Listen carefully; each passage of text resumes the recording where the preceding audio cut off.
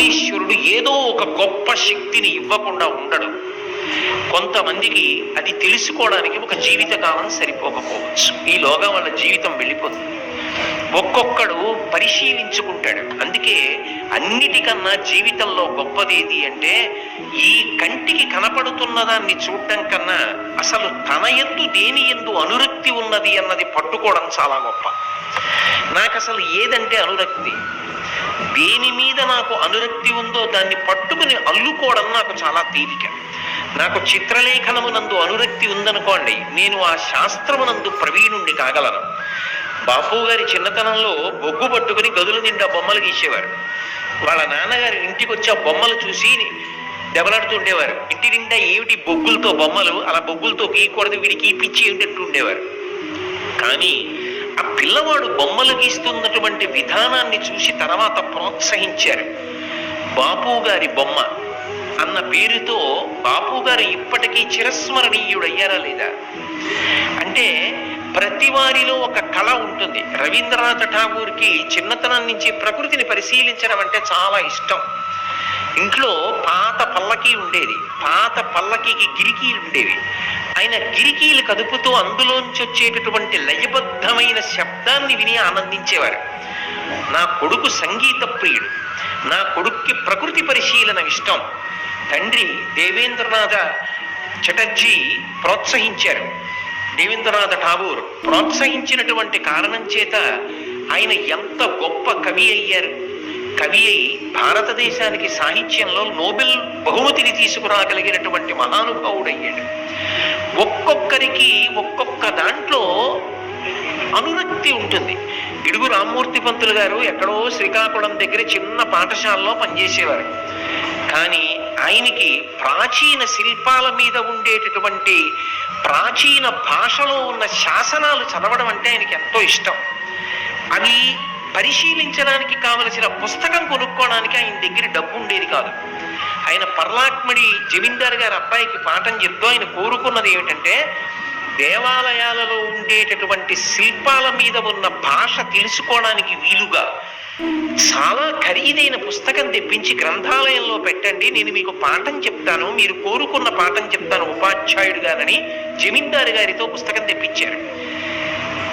శ్రీకాకుళం జిల్లాలో ఉన్నటువంటి శ్రీముఖలింగ దేవాలయంలో ఉన్నటువంటి శిల్పాల మీద ఉన్న శాసనాల్ని చదివి, ఒకప్పుడు ఉత్తర దేశంలో ఉన్న ఉత్తరం వైపు ఉన్నటువంటి ఆంధ్రదేశానికి అంతటికీ కళింగం రాజధానిగా అక్కడే కేంద్రీకృతమైందని అనేక విషయాలు వెల్లడి చేసినటువంటి మహానుభావుడు గిడుగు రామ్మూర్తి పంతులు గారు. ప్రతి వారిలో ఏదో ఒక అనురక్తి ఉంటుంది, ఏ అనురక్తి లేకపోవడం ఉండదు. అసలు భగవంతుడు అలా సృష్టించాడు. సంగీతం మీదన్నా ఉంటుంది, ఓ బొమ్మ గీయడం మీద ఉంటుంది, ఓ మంచి మాట చెప్పడం మీద ఉంటుంది, కొందరికి పుస్తక పఠనం మీద ఉంటుంది, కొందరికి తాము కష్టపడి చదువుకున్నది 10 మందికి చెప్పడంలో సంతోషం ఉంటుంది. 10 మందికి పనికొచ్చేటట్టుగా నీ జీవితం ధరించడానికి నువ్వు ఏదో ఒక ప్రయత్నం చెయ్యాలి. లేకపోతే అబ్దుల్ కలాం గారు చెప్పినట్టు చరిత్రలో నీకంటూ ఒక పుట ఉండదు. చరిత్రలో నీకు ఒక పుటని సృష్టించుకోగలిగిన సామర్థ్యం నీ చేతిలోనే ఉంది. నువ్వు ఆ సామర్థ్యాన్ని ఉపయోగించుకోకపోతే చరిత్ర యందు కలిసిపోతావు తప్ప చరిత్రలో నీకంటూ ఒక పుట మాత్రం ఉండదు. నిన్ను జ్ఞాపకం చేసుకోవడానికి అవకాశం ఉండదు. కోట్ల మందితో వాడు వెళ్ళిపోతాడు.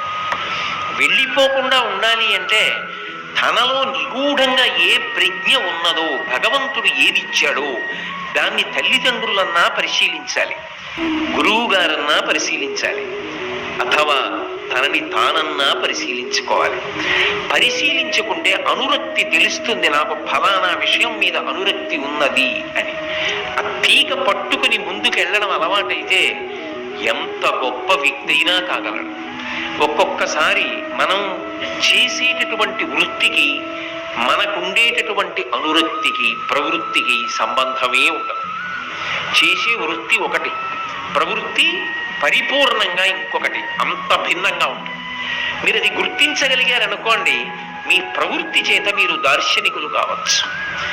కానీ మీరు గుర్తించకుండా వృత్తిలోనే ఉండిపోయారనుకోండి, వృత్తికి ద్రోహం చెయ్యమని నేను చెప్పను, కానీ వృత్తికి కట్టుబడి ఉండిపోయారనుకోండి, భగవంతుడి మీకు ఇచ్చిన గొప్ప విభూతి అలాగే మరుగున పడి ఉండిపోతుంది. మహానుభావుడు ఎక్కడో వైద్య కళాశాలలో పనిచేసేవారు, గొప్ప డాక్టర్. అయితేనే ఆయనలో సంగీతం మీద గొప్ప అనురక్తి ఉంది అని గుర్తించారు. గుర్తించి దానిలో సాధన చేశారు శ్రీపాద పినాకపాణి గారు. నేదునూరి కృష్ణమూర్తి గారికి కూడా గురుస్థానంలో ఉండి ప్రాణం పోయేటప్పుడు కూడా మహానుభావుడు దగ్గరికి వచ్చి నిలబడినటువంటి శిష్యులందరితోటి త్యాగరాజస్వామి వారి పంచరత్న కీర్తనలు పాడిస్తూ ఆ వయస్సులో ఇంచుమించు 100 సంవత్సరముల వయస్సులో కూడా తాను శాస్త్రీయ సంగీతం పాడుతూ ఆ సంగీతంలోనే సాధన చేసి సామవేదంలో ధరించిపోయి పరదేవత యందు ఐక్యమైపోయారు. నేదునూరి కృష్ణమూర్తి గారు విశాఖపట్టణ వాసి, 2-3 సంవత్సరాల క్రితం శరీరత్యాగం చేశారు. ఆఖరి ఊపిరి వరకు అలా సంగీత సాధన చేస్తూ సంగీతంలో పరదేవతని ఉపాసన చేస్తూ తరించిపోయి వెళ్ళిపోయారు. వాళ్ళ వృత్తి వేరు. శ్రీపాద పినాకపాణి గారు వృత్తి చేత వైద్యుడు, కానీ ఒక వైద్యుడుగా శ్రీపాద పినాకపాణి గారి జ్ఞాపకం కన్నా శ్రీపాద పినాకపాణి గారు అనేటప్పటికీ ఆయన చేసినటువంటి సంగీత సేవ జ్ఞాపకం ఉండిపోతుంది. అంటే లోపల ఉండేటటువంటి తృష్ణ, ఏదో ఆర్తి, ఏదో జిజ్ఞాస, ఏదో విభూతి భగవంతుడు ఉంచుతాడు. దాన్ని నువ్వు పట్టుకోవడంలో ఉంటుంది. అది పట్టుకోగలిగితే ఎంత గొప్ప శిఖరాలైనా అధిరోహించవచ్చు. కానీ ప్రతిబంధకాలు ఉంటాయి, కష్టం ఉంటుంది, అంత తేలిక కాదు. వృత్తికి ప్రవృత్తికి మధ్యలో ఘర్షణ ఉంటుంది. ఒక వృత్తిలో ఉన్నవాడు ఒక ప్రవృత్తిలో రాణించాలి అంటే తనకున్న వ్యక్తిగత సమయాన్ని చాలా కేటాయించేసేయాలి. కేటాయించేసి ఎంతో సాధన చెయ్యాలి. ఒక్కొక్కసారి మనసు ఎదురు తిరుగుతుంది. ఎవరి కోసం ఈ కష్టం, ఎందుకు ఇంత కష్టం, నలుగురితో పాటు నేను సుఖపడితే పోలా అనిపిస్తుంది. కాదని నిలబడగలగడానికి ధృతిని పెంచుకోవడానికి ఆలంబనంగా అప్పుడే మహాత్ముల జీవితాలు గురువు అవసరమవుతాయి. అవి దృష్టిలో పెట్టుకుని నిలబడగలిగితే ఆయన మాత్రమే. నాని పాల్కీవాలా చెప్పినట్టు members of the dominant minority అన్నాడు పాల్కీవాలా. మహానుభావుడు ఎంత గొప్ప మాట అన్నాడు. అలాంటి వాళ్ళు వేళ్ల మీద లెక్క పెట్టగలిగిన వాళ్ళే ఉంటారు. వాళ్ళు కొన్ని వేల సంవత్సరములు, 100 సంవత్సరములు జాతి యొక్క జీవనాన్ని శాసనం చేస్తూనే ఉంటారు. వాళ్ళ మాటలు, వాళ్ళ రచనలు ప్రజల్ని మంచి మార్గంలో నడిపిస్తూనే ఉంటాయి. వాళ్ళు చెప్పిన మాటలు మనిషిని ఉన్నతమైన పథం వైపుకి నడిపిస్తూ ఉంటాయి. వాళ్ళు ఎప్పటికీ శరీరంతో ఉండకపోయినా కీర్తిశేషులై, కీర్తి శరీరంగా మనందరి మధ్య బ్రతుకుతూనే ఉంటారు. వాళ్ళని తలుచుకుంటూనే ఉంటాం. అందుకే సాధన చేత అంత గొప్పవారు అవుతారు. ఘంటసాల వెంకటేశ్వరరావు గారు ఏం తక్కువ కష్టపడ్డారని మీరు అనుకుంటున్నారా? మహానుభావుడు అన్నం తినడానికి లేకపోతే విజయనగర వీధులలో భిక్షాటన చేస్తే మాధవకబళం తల్లి అని సాయంకాలం వేళ ఇంటి ముందు నిలబడితే ఒక తల్లి అన్నం వేస్తే, ఒక తల్లి పులుసు పోస్తే, ఒక తల్లి మాగాయ వేస్తే అన్నీ కలిసిపోతే చెరువు గట్టుకెళ్ళి బండ మీద ఉత్తరీయంలో పట్టుకున్నది పెట్టుకుని కలిపి తిని ఆ ఉత్తరీయాన్ని ఉతుక్కుని సంగీత హనుమ అని విజయనగరంలో ఒక దేవాలయం, అది చూడడం కోసం నేను విజయనగరం వెళ్ళాను కూడా. తాళం వేస్తూ ఉంటారు హనుమ, ఎక్కడ చూసి ఉండరు మీరు. చిన్న దేవాలయం, ఆ దేవాలయంలో పడుకునేవారు. ఆఖరికి పెళ్ళయిన తర్వాత గదిలో ఉండడానికి, కాపరం పెట్టడానికి డబ్బు లేక చెన్నై పట్టణంలో పానగల్ పార్కులో చీకటి పడ్డాక కలిసి ఉంటే తప్పు చేస్తున్న వాళ్ళు అనుకుంటారని భార్య గారు పక్కనున్న సిమెంటు బెంచి మీద పడుకుంటే ఈ పక్క బెంచి మీద పడుకుని జీవితంలో కష్టపడి పైకొచ్చి ఆయన జీవితంలోనే గొప్ప విషయం ఏమిటో తెలుసా? అంత లబ్ధ ప్రతిష్ఠుడైనటువంటి గాయకుడు శ్మశానంలో కచేరీ చేశారు. ఎప్పుడో తెలుసా?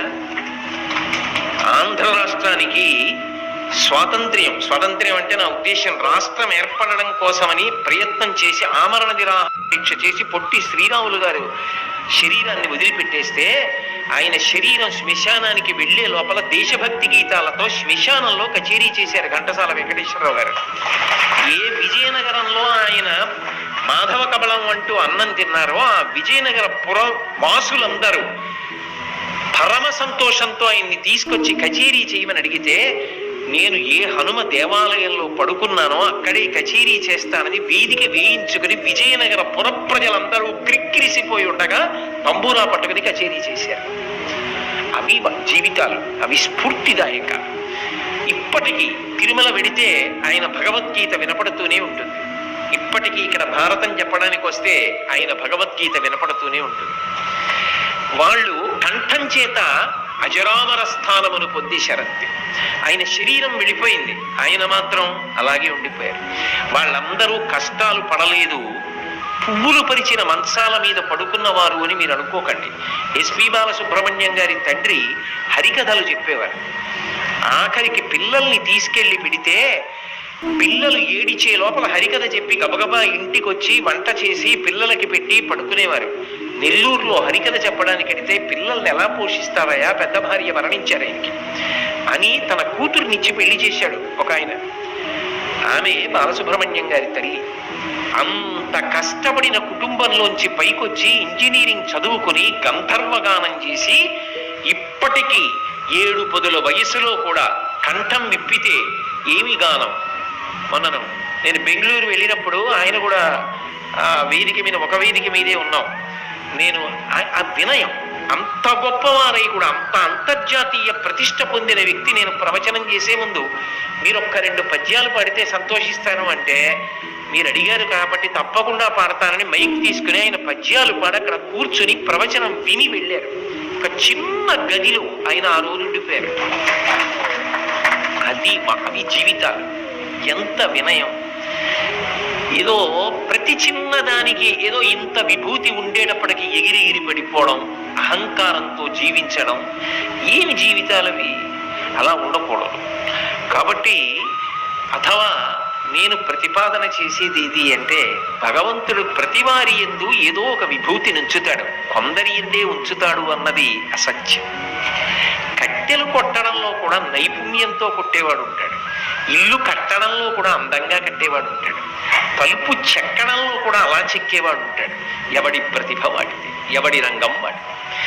ఎవరినీ తక్కువ అనడానికి వీల్లేదు. ఒక్కొక్క తల్లి చింతపండు పిసికిన చెయ్యి కడుక్కున్న నీళ్లతో చారు పెడితే అమృతంలా ఉంటుంది ఆవిడ వంట.